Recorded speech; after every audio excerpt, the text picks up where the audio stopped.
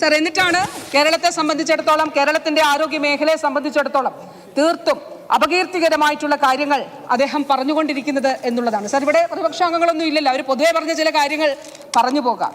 Sir, ഇവരുടെ കാലത്ത് എത്ര കാത്ത് ലാബ് തുടങ്ങി? സർ, അവര് ഇപ്പോൾ മറ്റു കാര്യങ്ങൾ പറയുന്നു. അവർ തുടങ്ങിയ കാത്ത് ലാബുകളുടെ എണ്ണം 0. മെഡിക്കൽ കോളേജുകളിൽ കാത്ത് ലാബ് തുടങ്ങിയത് ഇടതുപക്ഷമാണ്. ജില്ലാ ആശുപത്രികളിൽ തുടങ്ങിയത് ഈ 9 വർഷ കാലയളവിലാണ്. സർ, UDFന്റെ കാലഘട്ടത്തിൽ കേരളത്തിൽ ജില്ലാ ആശുപത്രികളിൽ, താലൂക്ക് ആശുപത്രികളിൽ ഉണ്ടായിരുന്നില്ല. ജില്ലാ ആശുപത്രികളിൽ 12 ആശുപത്രികളിലാണ് ഡയാലിസിസ് ഉണ്ടായിരുന്നത്. ഇന്ന് 112ഓളം കേന്ദ്രങ്ങളിൽ ഡയാലിസിസ് തുടങ്ങാൻ നമുക്ക് സാധിച്ചു. സർ, ഇവരുടെ കാലഘട്ടത്തിൽ ഞാൻ പറഞ്ഞു കരൾ മാറ്റിവയ്ക്കൽ ശസ്ത്രക്രിയ ഉണ്ടായിരുന്നില്ല. പക്ഷേ ഇന്ന് 3 മെഡിക്കൽ കോളേജുകളിൽ, കോഴിക്കോടും ഇപ്പോൾ ആരംഭിക്കാനായിട്ട് പോവുകയാണ്.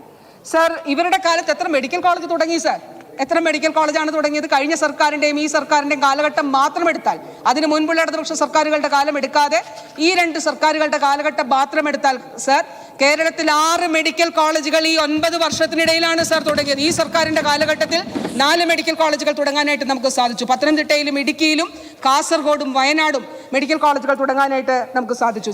സർ, അവരുടെ കാലത്ത് UDFന്റെ കാലഘട്ടത്തിൽ എത്രയായിരുന്നു സർ ഒരു കുടുംബത്തിനുണ്ടായിരുന്ന പരമാവധി ഇൻഷുറൻസ്? 30,000 രൂപയായിരുന്നു. 30,000 രൂപ. അത് എത്ര പേർക്ക് ലഭിക്കുമായിരുന്നു?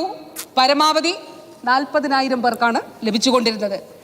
ഇടതുപക്ഷ സർക്കാരിൻ്റെ കാലഘട്ടത്തിൽ ഇവർ പറഞ്ഞ കപ്പിത്താൻ ഇല്ലെന്ന് പറഞ്ഞ കേരളത്തിൽ നവകേരള തീരത്തേക്ക് ആ കപ്പലിനെ അടുപ്പിക്കുമെന്ന് അന്ന് കഴിഞ്ഞ നിയമസഭയിൽ ഞാൻ പറഞ്ഞിരുന്നു. സാർ, കേരളത്തിൽ ബഹുമാനപ്പെട്ട മുഖ്യമന്ത്രി ശ്രീ പിണറായി വിജയന്റെ നേതൃത്വത്തിലുള്ള ഇടതുപക്ഷ ജനാധിപത്യ മുന്നണി സർക്കാർ ആ 30,000 എന്നുള്ളത് 5 ലക്ഷം രൂപയായിട്ട് മാറ്റി. സാർ, ഒരു കുടുംബത്തിന് ഒരു വർഷം. ആ 40,000 പേർക്ക് എന്നുള്ളത് 6.5 ലക്ഷം പേരായിട്ട് അത് മാറ്റി. സാർ, 6.5 ലക്ഷം പേർക്ക് സൗജന്യ ചികിത്സ നൽകുന്നുണ്ട്. സാർ, അതാണ് ഞാൻ പറഞ്ഞത്. കണക്ക് കൂട്ടിയാൽ നമുക്ക് മനസ്സിലാകും. അവരുടെ കാലത്ത് 114 കോടിയായിരുന്നെങ്കിൽ ഇപ്പോൾ ഒരു വർഷം 1498 കോടി രൂപ. അവർ പറയുന്നല്ലോ സാർ, 2,000 രൂപ കുടിശ്ശികയുണ്ട് എന്ന്. 2,000 കോടി രൂപ എങ്ങനെ? അപ്പൊ അവർ തന്നെ സമ്മതിക്കുകയാണ് അത്രയും രൂപയുടെ ചികിത്സ ആശുപത്രികളിലൂടെ ഈ നാട്ടിലെ സാധാരണക്കാരായിട്ടുള്ള ആളുകൾക്ക് നൽകിയിട്ടുണ്ട് എന്നുള്ളത്.